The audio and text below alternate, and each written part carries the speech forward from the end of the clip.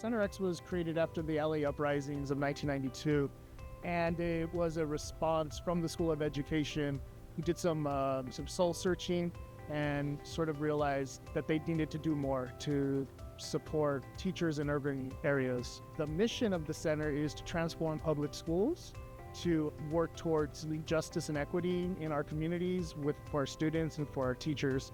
And so similarly, the History-Geography Project is also guided by the same goals: to transform the way that history is taught, to provide opportunities for history educators and ethnic studies educators. We're in community with teachers. We have an amazing group of teacher leaders that we work with, and we're often on sites in different districts throughout LA and surrounding counties. And by being in community with these teachers and being at these sites, we get a firsthand experience of what is happening in our classrooms and in our communities. And that allows us to be responsive and provide professional learning opportunities that sort of meet the moment. Currently, there are hundreds of bills that have been passed or that are being passed at the state level that outlaw the teaching of LGBTQ plus history. I've been working with the UCLA History-Geography Project, and it's been really incredible to work with teachers throughout the region. And we always talk to teachers about the FAIR Act and the importance of teaching LGBTQ history.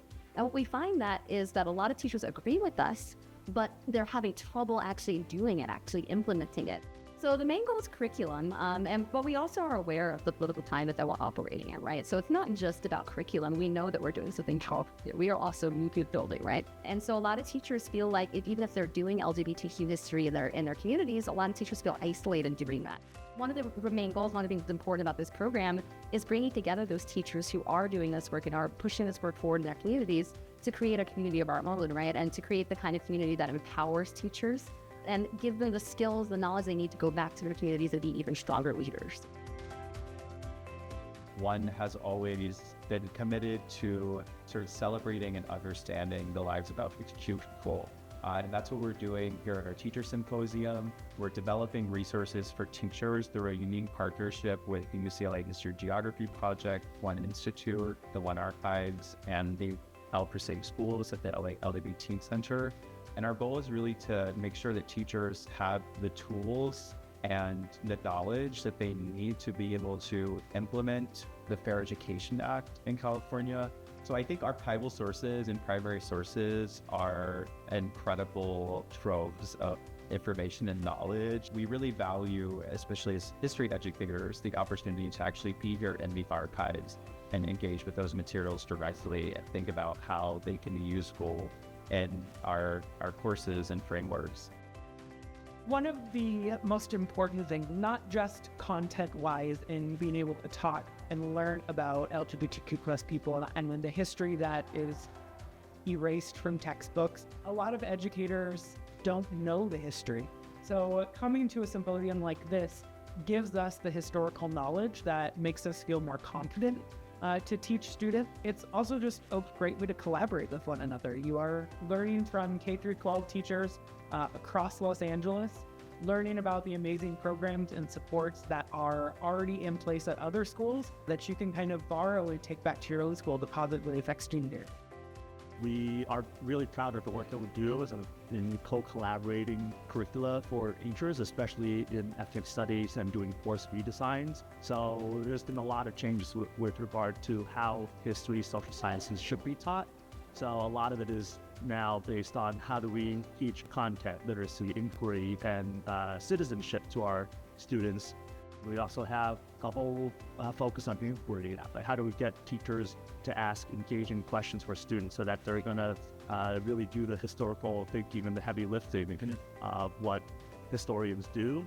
So we have sample question stems on how they can focus on specific elements of historical significance, for example, or looking at the ethics of history, and then how we can work on building students to take civic action. How do they see a problem that's in the community, then how do they work on taking action on making the world a better place?